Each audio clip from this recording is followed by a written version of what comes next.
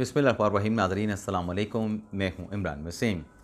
नाज़रीन, प्रोग्राम में एक तो आपको ये बताएंगे कि पाकिस्तान और भारत के डीजीज़ एमओ के माबैन जो हॉटलाइन पे राब्ता हुआ है, इस राब्ते में क्या तय हुआ है, इस राब्ते का आउटकम क्या निकला है, पाक फ़ौज की तरफ से क्या बड़ा ऐलान सामने आया है। दूसरी खबर, जनरल आसिम मुनीर ने मोदी के ताबूत में आखिरी कील ठोक दिया। आर्मी चीफ सैयद आसिम मुनीर का ये आखिरी कील क्या है और मोदी के ताबूत में ये कील ठोकने से मोदी ने क्या खोया है, पाकिस्तान ने क्या पाया है, तो इस खबर की डिटेल भी प्रोग्राम में आपके साथ हम शेयर करेंगे। पाक भारत कशीदगी, पाक भारत जंग से जुड़ी कुछ और भी अहम डेवलपमेंट्स हैं, उनकी तफसीलात भी ब्लॉग में आपके साथ हम शेयर करेंगे। लेकिन प्रोग्राम का आगाज़ करने से पहले आपसे दरख्वास्त के चैनल को सब्सक्राइब कर लें, बेल आइकॉन का बटन प्रेस करें। वीडियो पसंद आए तो इसे लाइक और शेयर ज़रूर कीजिएगा। नाज़रीन, हफ्ते के दिन जो पाकिस्तान और भारत के माबैन जो सीज़ फायर हुआ, जिसमें सऊदी अरब ने, अमेरिका ने, तुर्की ने अपना किरदार अदा किया। पाकिस्तान और भारत दोनों आमने सामने आ चुके थे, बल्कि आमने सामने आने का कहना मुनासिब नहीं होगा। पाकिस्तान ने भारत को नीचे लिटा लिया था। वो भारत और उस भारत का वो फ़िरौन वज़ीर आज़म नरेंद्र मोदी, जो दुनिया की बात सुनने के लिए तैयार नहीं था, जो जंग के जनून में इतना मस्त हो चुका था कि बस एक ही रट, एक ही गर्दान उसकी तरफ से थी कि पाकिस्तान को निशाना बनाएंगे, पाकिस्तान पे हमला करेंगे। वो जंग वाला जो जनून था वो मोदी ने करके देख लिया। इंडियन की अफवाज को और पाकिस्तान ने भरपूर जवाब दिया। जब सीज़ फायर होता है तो बात यह तय हुई कि आज पीर के रोज़ पाकिस्तान और भारत के जो डीजी मिलिट्री ऑपरेशंस हैं वो आपस में राब्ता करेंगे।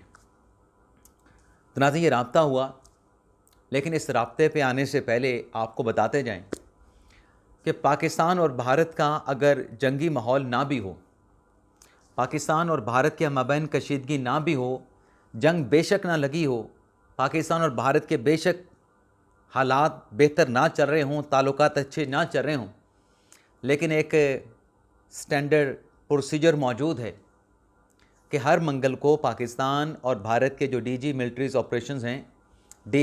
ऑपरेशन हैं, उनका आपस में राब्ता होता है हॉटलाइन पे। तो ये अब जो राब्ता है ये आज के दिन यानी पीर के दिन हुआ है, सीज़ फायर के एग्रीमेंट के मुताबिक।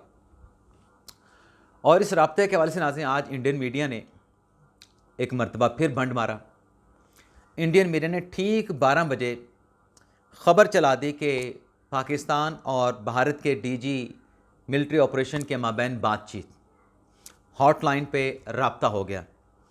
लेकिन कुछ ही देर के बाद इंडियन मीडिया रिपोर्ट कर रहा था कि नहीं, पाकिस्तान और भारत के डीजीज़ मिलिट्री ऑपरेशन के माबैन जो बातचीत है वो ताख़ीर का शिकार हो गई।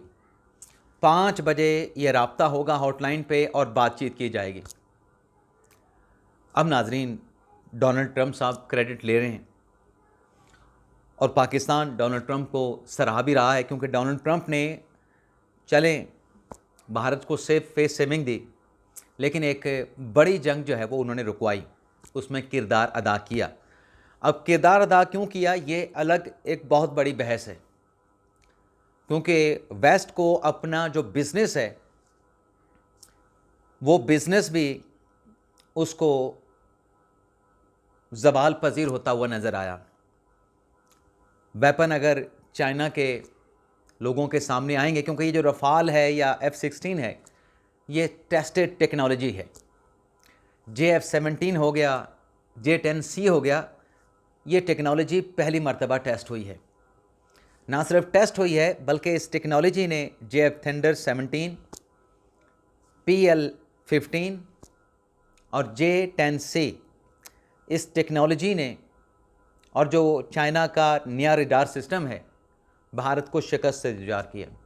भारत जो खित्ते का चौधरी बनना चाहता था, भारत के उस चौधरी बनने के ख्वाब को चाइनीज़ टेक्नोलॉजी के साथ पाकिस्तान ने चकनाचूर कर दिया।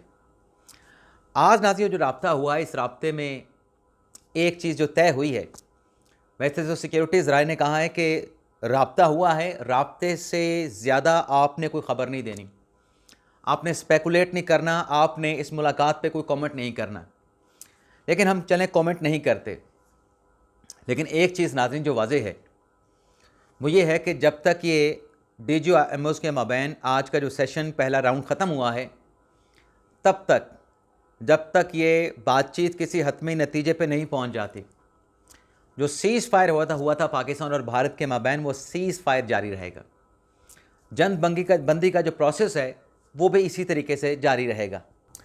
अच्छा नाज़रीन, इस राब्ते के साथ एक और पाक फ़ौज की जानिब से ऐलान किया गया है कि जो ऑपरेशन बनियानुल मरबूस भारत के ख़िलाफ़ लॉन्च किया गया था, पाक फ़ौज के तर्जमान ने, आर्मी चीफ सैयद आसिम मुनीर ने उस ऑपरेशन के कामयाबी के साथ मुकम्मल होने का बाज़ाब्ता तौर पे ऐलान कर दिया है।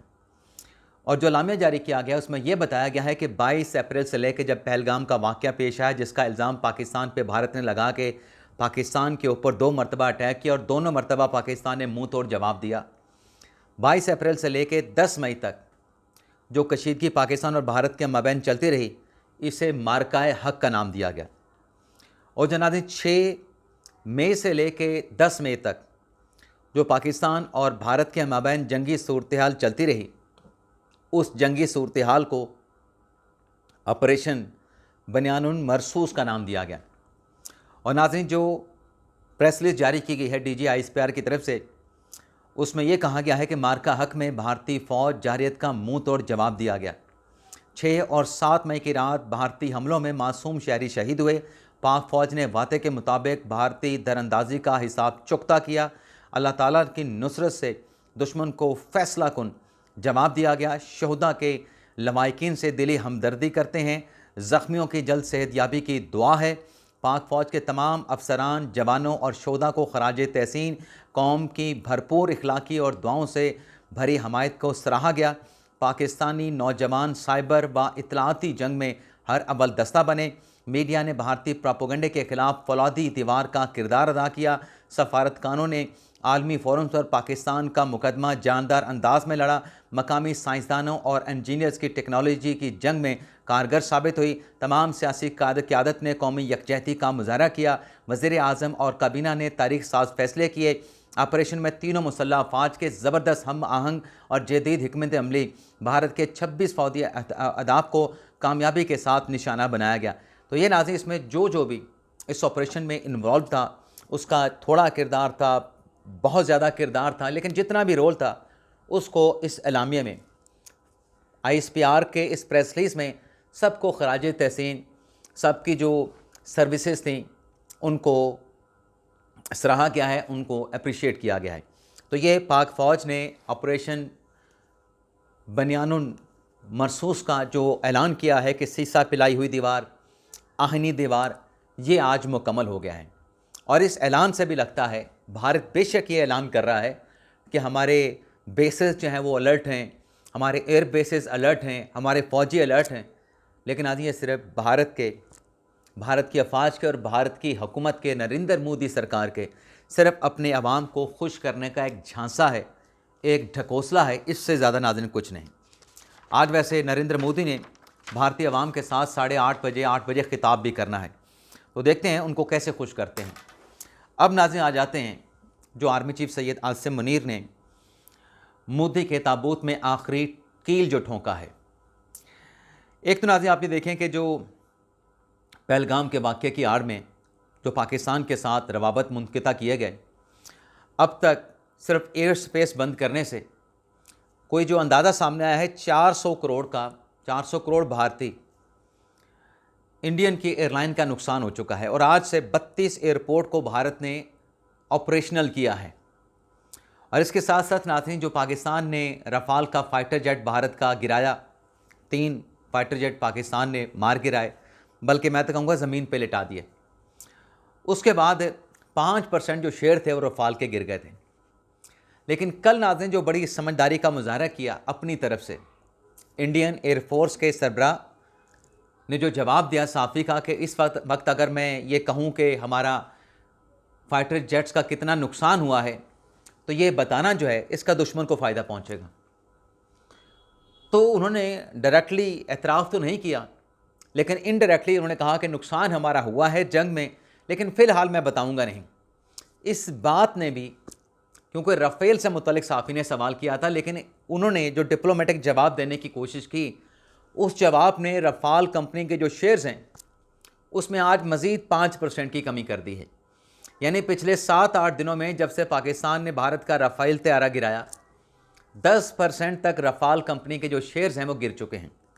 अब जैसे मैंने आपको कहा कि ये जो वेस्ट के ममालिक शामिल हुए हैं पाक भारत जंग रुकवाने के लिए, उन्हें क्या ख़दशा था।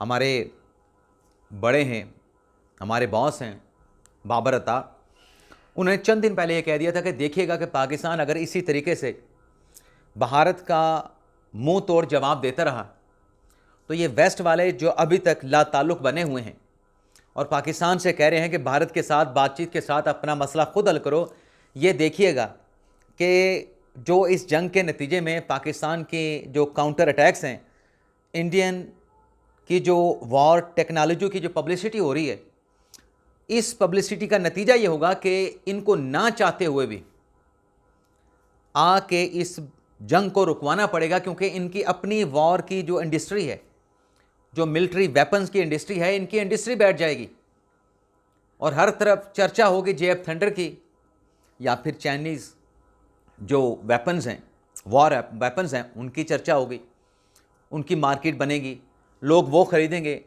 JF-17, JF-16 या रफ़ाल हो गया या F-22 हो गया, इनको कौन ख़रीदेगा? 4 से 5% महंगे कौन ख़रीदेगा? अगर उससे बेहतर काम अगर JF थंडर और J-10C मिलके इनकी मदद से अगर रफ़ाल गिराया जा सकता है, तो फिर F-16 क्यों नहीं गिराया जा सकता? F-22 क्यों नहीं गिराया जा सकता? और फिर अब कंपैरिजन जो आ रहा था, जो मुकाबला आ रहा था, वो अमेरिका के F-35 और चाइना के J-35 का आ रहा था।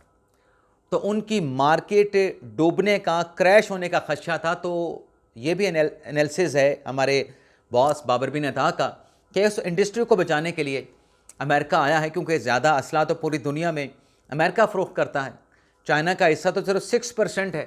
तो अपनी इंडस्ट्री को बचाने के लिए अमेरिका जो है बीच में कूदा, ताकि उसकी अपनी जो एटमी हथियार नहीं, जो मिलिट्री हथियार बनाने की या जंगी हथियार बनाने की जो इंडस्ट्री है, वो कहीं फारिग ना हो जाए। तो एक तो ये वजह भी है। बाकी नाज़रीन, आप ये देखें कि मोदी साहब का जो ख्वाब था, उस ख्वाब को आसिम मुनीर ने कैसे चकनाचूर किया कि खित्ते का चौधरी, खित्ते का सबसे बड़ा, पाकिस्तान को कुछ समझा नहीं जा रहा था। लेकिन 3 तब्दीलियां हुई हैं। एक, अब खित्ते में पाकिस्तान और भारत को और एक ताकत से देखा जाएगा।